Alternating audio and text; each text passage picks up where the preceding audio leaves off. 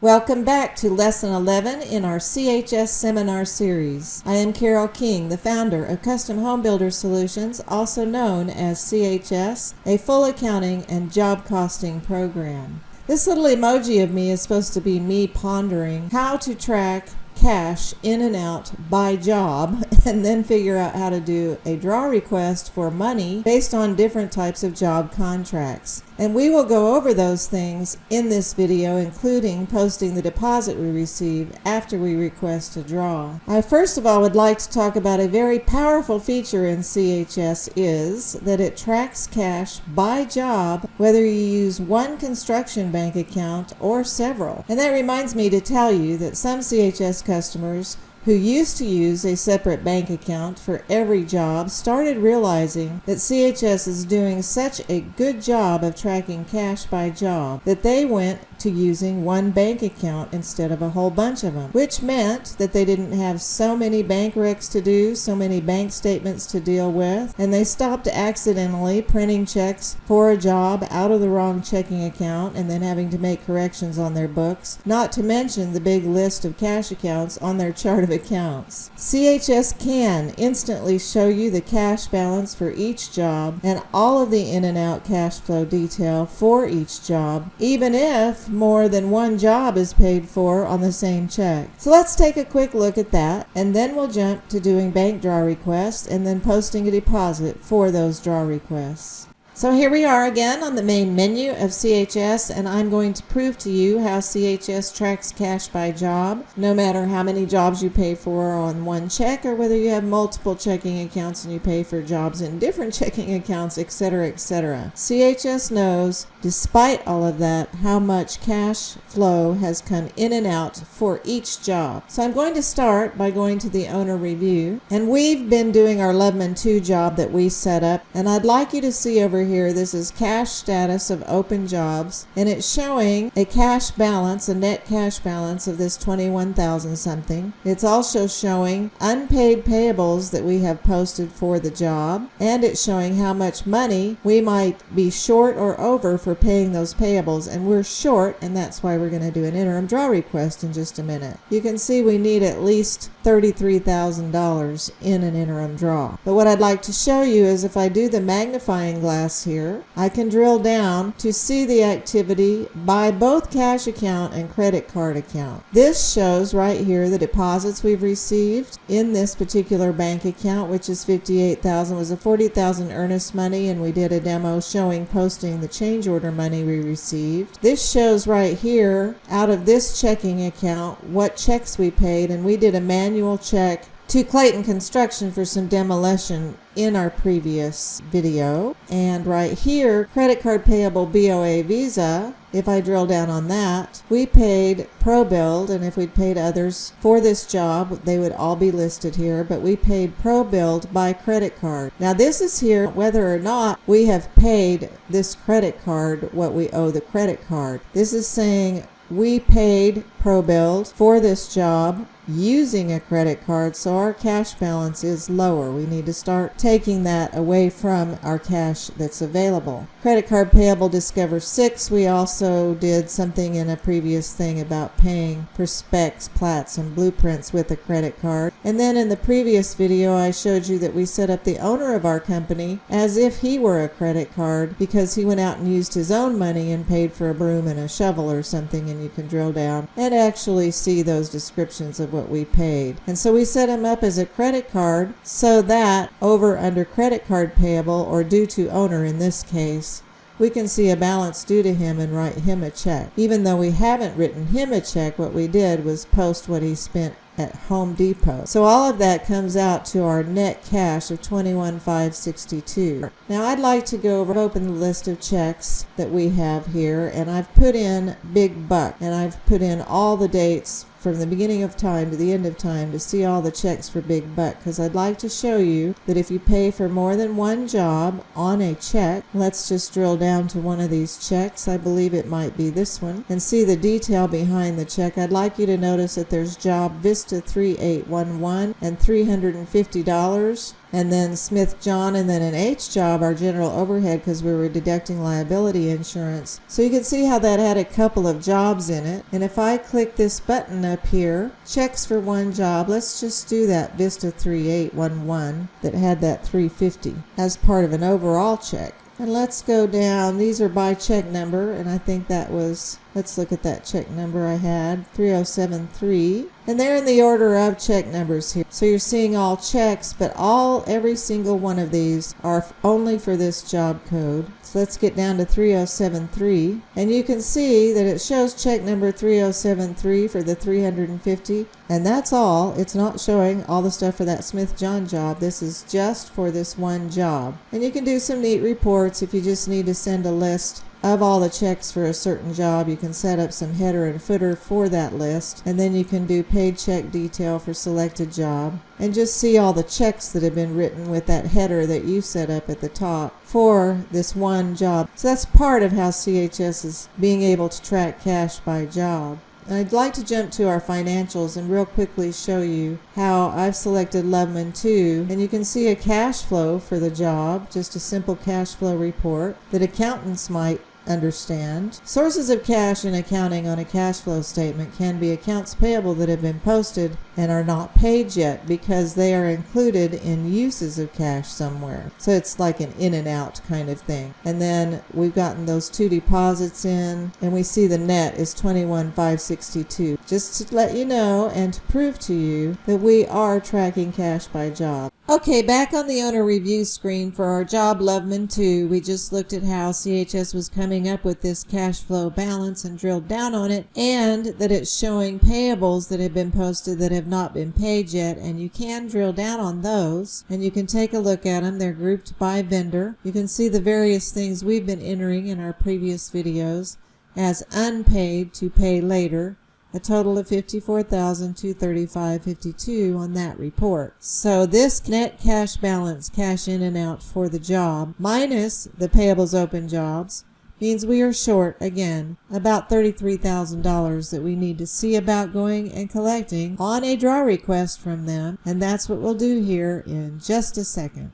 So now that we've seen how CHS tracks cash by job and taken a look at how the job cash is short for paying its posted unpaid payables for the job we've been working on, our next thought would be that we need to take a draw request. And in CHS there are different types of draw requests available that you can use based on whether your contract is fixed, cost plus markup, or cost plus builder fee. These 3 different types of contracts will bring in data from tables in CHS to make it quick and easy to do the draw requests. There are also fill-in draw requests that can be created based on your bank's requirements, and those can be copied from job to job. But the fill-in ones do not really bring in data from tables in CHS. The fill-in ones are not used all that much in CHS because most of our builder customers show the banker the great draw request that CHS is calculating based on data entered and are impressed enough to agree to using those. Cost plus jobs are like having open books for your customers where they get to see the actual job costs as they are incurred. If it is cost plus builder fee, your customers will get to see those actual costs and the builder fees,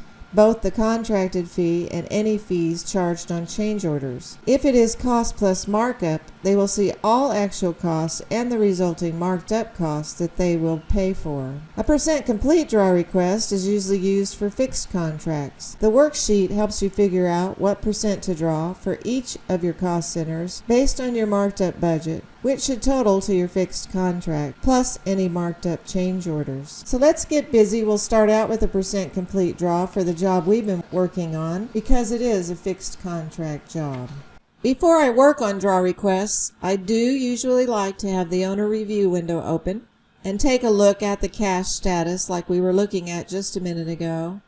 And when we decided we need to go do a draw request, we know we need at least $33,000. I just wanted to point that out for a minute. So let's go back to home. Let's do draw requests and prepare draw requests. And let's select the job that we've been working on. We'll take a quick look at some of the cost plus in just a minute, but this one is a fixed contract and we're going to be talking about percent complete. But I'd like to show you something that I just showed you. Notice that it says simple list of job checks right here. And remember a minute ago I went to the list of checks and asked for the job, but this is the same list.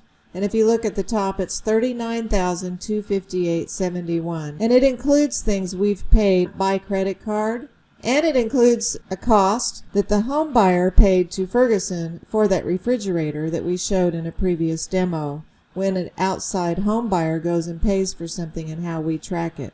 We track it that it shows up in costs and that it shows up in revenues.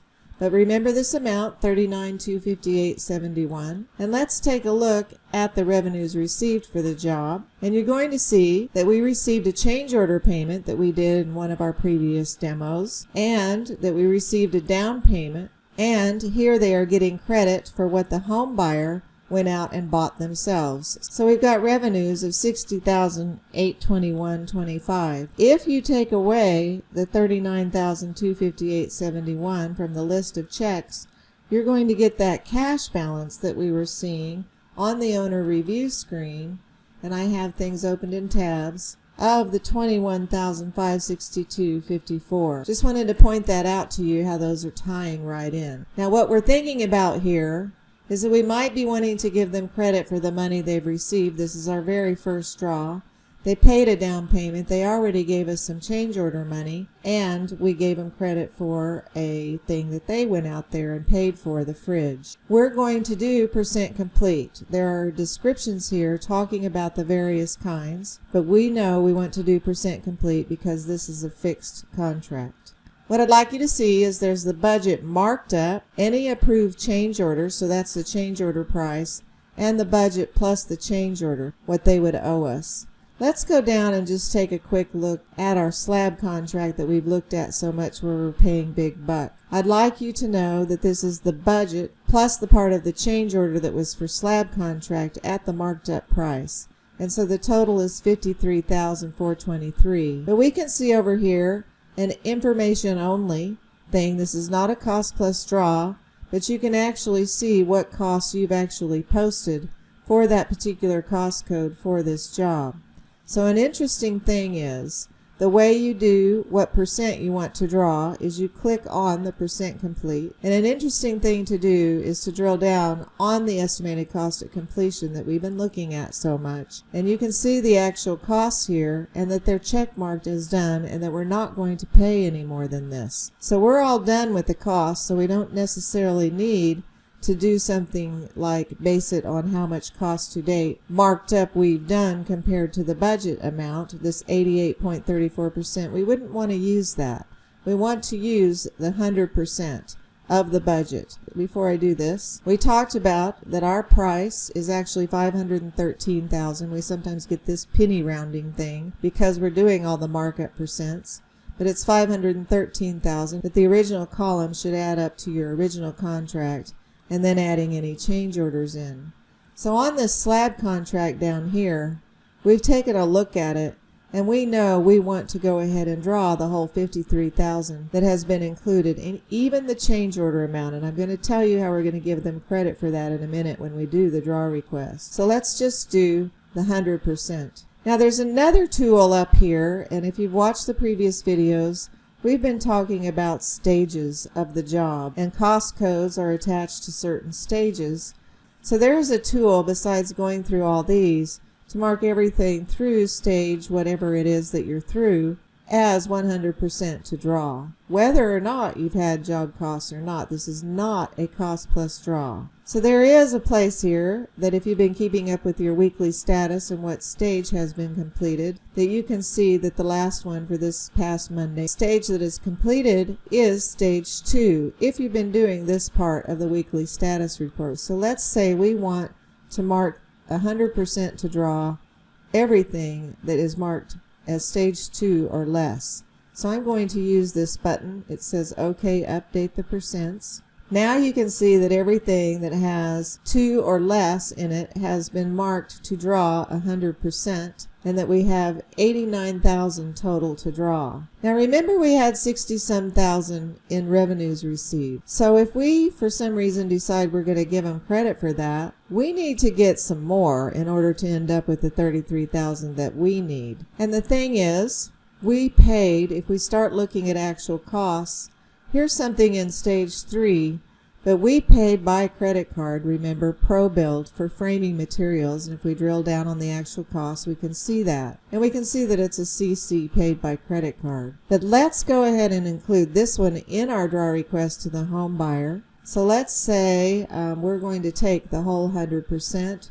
We could drill down on the ECC and see that that's marked as done too. So let's do that at 100%. So let's just take a look at a few more actual costs we've had. We're not going to draw on this one. We're going to leave this one alone. This was not budgeted for. We'll just leave it here. That's the little amount we paid the owner for going out and buying a broom and shovel. It's okay. We're going to draw everything that's marked up that totals up to our contract. And I would put it back to 0. Let's use this one that says 0. So they don't question you about that one because it's not on our original budget. And that happened because I said put everything at 100% through stage 2. So let's go on down and see if we see anything else. And here's the amount for the total appliance package that we've spent when the homeowner went out and paid for the fridge. And you can see that was a paid by voucher by the PV here. And let's just go ahead and say we are going to draw that percent. Here's the total of the budget for appliances. $2,165 is 30.94% of that. So let's use that. Now let's see any more actual costs. Nope. That's why these are over here, so you can kind of use them to help you decide what percents to draw. Now, ready to draw over here is saying $119,000. If we decide that we're going to give them credit for all the money they've given us so far, because change orders are included on here and they paid for a change order, we feel comfortable that $119,000 minus the 60-some thousand is going to give us over the $33,000 that we need. So let's go ahead and use the store, print, and post draw request here. You can set up some verbiage right here, and if you click in here, you can change the verbiage that would print at the top of draw requests, the underside, blah, blah, blah, blah, blah, etc., and then save it. However you like. You'll see that show up at the top. I usually like to print one that has the revenues and the change orders on it, more detailed. There is a summary one that you can do. Please watch all of our help tutorials about these types of things because there's a lot of options. You can do one that's by stages, but let's do one. So I'll click this one. It says the draw request PDF has been prepared, and a window to tag that is going to open in case you'd like to put a different title. This does say draw 1, Lubman 2, so it's pretty informative. So we're okay with it. We want the buyer to see it, so we're okay with it being checkmarked to show the buyer. So let's open it and take a quick look at this draw request. You can see that verbiage showing up at the top. You can see that it says $119,172. But we are actually going to tell the buyer to pay us a less amount, and I'll show you how you know how much to tell them. There's been no prior draws. This is our first draw. And you can see the various percents that we're drawing here, 100% all the way down, and the amounts in the draw column down here, and it totals to the 119. But the next page is what I want to go to. Notice that our original contract is $513 net change, total completed $119,172, which is what we have up here for this first draw request. But notice right here it says total completed earned, less payments we've already received, earned balance due.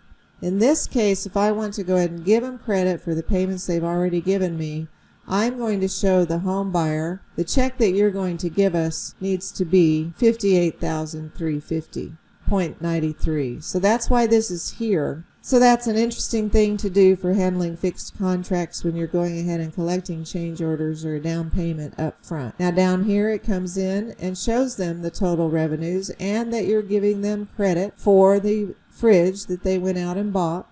And it shows the change order, the one change order we've done, and a breakdown of the change order and the price of the change order. So this kind of shows why certain things are showing up here in the slab.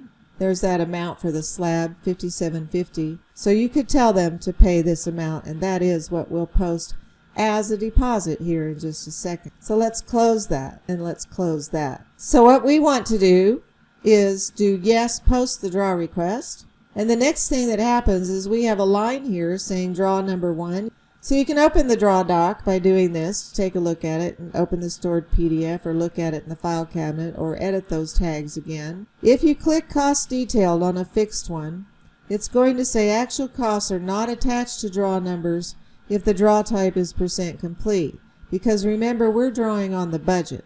We're going to see the cost detail actually work when we're doing cost plus draw, but we can see a draw summary if we like, just a little summary of all the draw amounts that are included on that draw one for $119,000. But let's do a thing to send the draw request to the home buyer.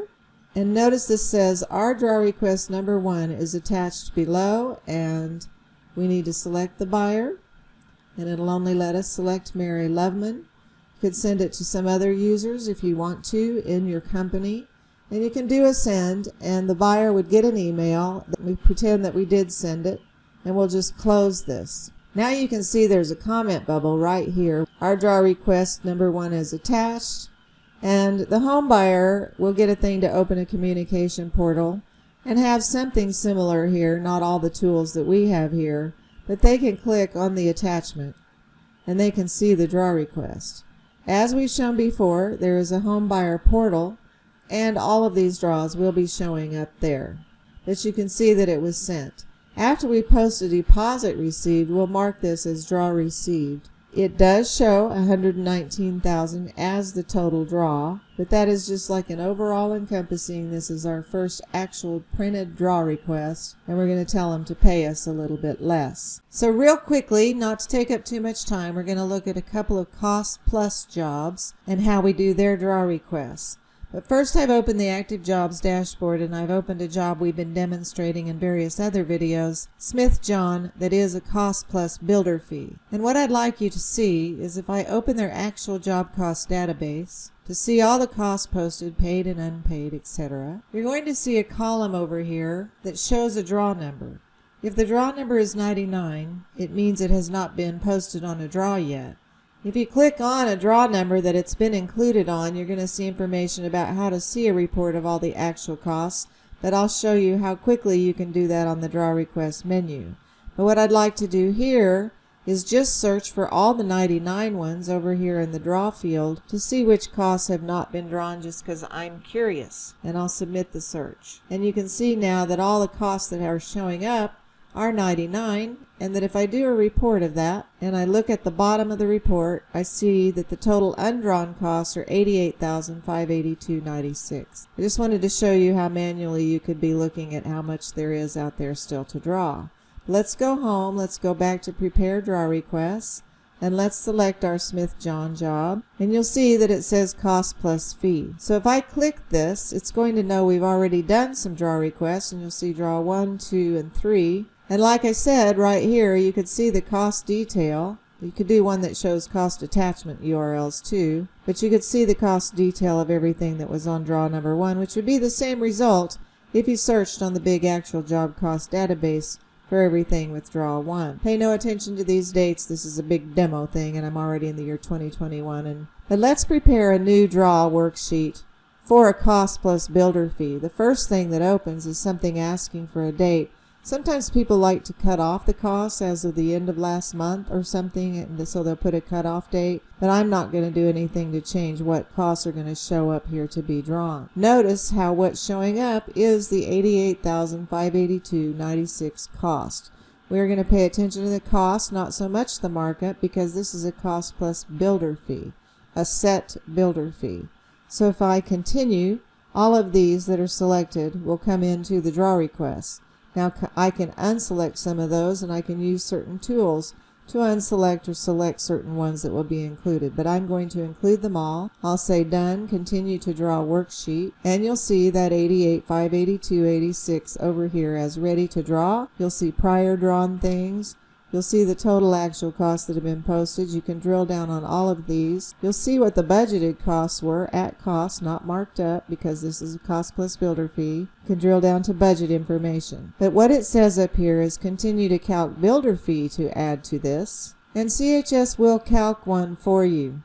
Here's the calced one, $22,174, which has to do with posted costs, less prior fees, builder fees that we've drawn, and the $22,000. it shows what the percent of the builder fee is of the total, and that it does all the math for that. But if you just wanted to type in something like $25,000 for the builder fee to add, you could, and you could say continue, use the fee entered, but we'll just use the calculated fee. Now we'll produce a draw request with all the revenues and change orders information. It says it's been produced, and again the tagging window will open. I could open the file to review it, and a cost plus draw request looks a little different than a percent complete. It is going to calculate what percents we've drawn and show what we're including in this draw, and come down to the bottom, and it's going to show our $88,000 total, but it's going to add a builder fee to this, and it's going to show here prior what we've done. So it's $110,757.57, and you'll see all the revenues and all the change orders. So if I close that, I've looked at it, I'm happy with it, and close this, I will say yes, post the draw request. Now we can see that draw 4 is showing up here, and if we wanted to look at the cost detail with attachments, I don't know if we have any, but yes we do. We have some short URLs showing up, and those would be copies of the bills. If you export this to PDF, that will become active, and it's a PDF of the cost that you could send to the home buyer. The home buyer could just drill down on the URL for the upload and see the copies of the bills without you sending them a stack of bills. Hope that gives you a quick idea of that. And we can do the same thing as far as send, and it's the same as with the percent complete. We're sending the home buyer a copy of the draw request, etc. And that's a cost plus builder fee. I'm going to just use one simple one that was done for a carport just to show cost plus markup really quickly. We've had one draw request so far, but let's prepare a new draw request. And since it's cost plus, it'll do the same thing and ask if you want to cut the costs off as of a certain date that are going to be drawn, but I don't want to do that. And it's showing me all the costs that have not been drawn yet, whether they make sense or not, because I've been doing a bunch of demo. We're interested in this cost plus markup amount, and you can see here that markups got attached, as I showed you while we were entering job cost bills, that markups get attached to the actual cost itself, and that's the amount that we end up drawing on a cost plus markup. So I will continue to the draw worksheet, and it's showing me ready to draw and prior drawn, and it's basically the same thing. We're not going to calc a builder fee because this is a marked up amount, so it's a higher amount than what we actually did pay. So there's the completed stuff and things you can drill down on if you want to here. So it's the same thing. Store, print, post draw request. Click this button to create the draw request, and once we close we would be asked, did we want to store what we created? But I'm not going to do that. It's very straightforward. You can kind of guess how that draw request works.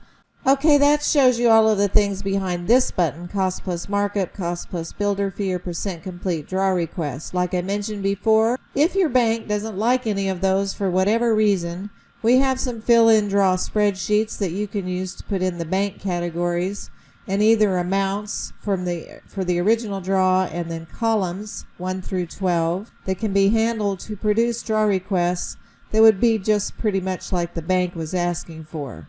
You can click help and also see everything about draw requests and various tutorials. So in the fill-in draw spreadsheets, you can see here that there's videos about using amounts, using percents. There's also another one called job cost billings, which you might be using and actually using accounts receivable, do a job cost billing. In general, I like to think that that's probably for some small remodel type job that you're doing that. So now we've received the money from our customer for the Loveman 2 job for that draw request we did earlier in this video. And we need to now go post it to our bank account as a deposit that we received. So, of course, I needed to program CHS so that we could show what job the deposit was for, who the money was from, what the money was for, and then I wanted a clean way to produce job revenue reports for a job. So I made a way to set up deposit categories like down payments, change orders, interim draw, etc., but even to post closing costs as job costs at the same time. There will be a separate video about closing the job and posting that big closing deposit and using the HUD papers that you get that can kind of blow your mind. But for right now, let's go get that interim draw deposit posted. So the place where we will post a deposit is over here under Payers, Deposits, Receivables. And before I click to do bank deposits, I'd like to mention something that is different than QuickBooks. and that is that you do not have to post the draw request to an accounts receivable invoice before posting the bank deposit. On purpose, I don't have CHS posting draw requests to receivables because it just makes all these added steps to take care of that. What if you change your mind about the original draw request you produced and you make a change and give the customer a different draw request? Or, as we showed you, the customer has already paid some money that gets deducted when they pay for the draw, and you keep having all that stuff go in and out of accounts receivable, plus having to decide what GL account you are using to recognize the receivables before they are even received, blah blah blah. Since most home builders' offices are right on top of their draw requests, I say just post the deposit when it's received and do not use accounts receivable for interim draws. So let's click on bank deposits to open the menu for that. I'd first of all like to say that there's information about something called zero deposits, like a lot draw. Maybe you have budgeted for a lot in the cost of the home, etc., and you're going to be getting your first draw as an interim draw for the lot. I would like to show you that we have quite a bit of help about that. That's not what this video is about, but this is going to here and is already set up to show you the help for lot draws. But what I'd like to show you real quickly is the help document. There's also a video. You're going to see this deposit window here in a minute when we post the deposit we're about to do. But notice how this is in and out entries that are totaling to zero because nothing came into our cash account. We just got the first draw, we put it to interim draw, then we did a job cost for the lot price and some fields opened up for us to select a cost code for that, and we also posted some interest on it already. And so we have a deposit category for job cost, which I'll actually talk about a tiny bit while we post this deposit because we're going to play like we got a wire fee. But there's also help about going and using the draw request window to post the initial lot draw as your very first draw request. That's just some good information to know. Also notice that there's a whole lot of help over here about what to do when you're closing the job, getting those HUD papers, posting the initial deposit, and then closing the job on your books. So I'd like to first point out, as I have a little bit before in some videos, that there's a button up here for your outside accountant or somebody to help you with if you're not the accountant, where you can set up some deposit categories that I call sort of more like being in English, like down payment. Then ask your accountant what GL account on your chart of accounts you should be posting down payments to. Same thing for interim draws. If you're on a completed contract method, it's quite likely that these things are being posted in a liability account until you close the job and recognize those as sales on your income statement. That's a whole nother section and understanding accounting. But get your accountant to help you with posting deposits. If you feel confused about where you'll be posting things, you can add a new deposit category, put in the name of it, select the default GL account that will drop in when you select that deposit category when you're entering a deposit. So let's go add our new deposit. First thing it's asking you for is a payer, and our payer on this was Mary Loveman on this job Loveman 2. And because we assigned Mary Loveman to Loveman 2 on the job setup screen, that job dropped in and CH for the department dropped in. I can put in some check number here that they gave us for a check. I could even upload a copy of the check if I'd like to attach it to this record. What I'd like to show you is that once we have the job code in here, we can see a list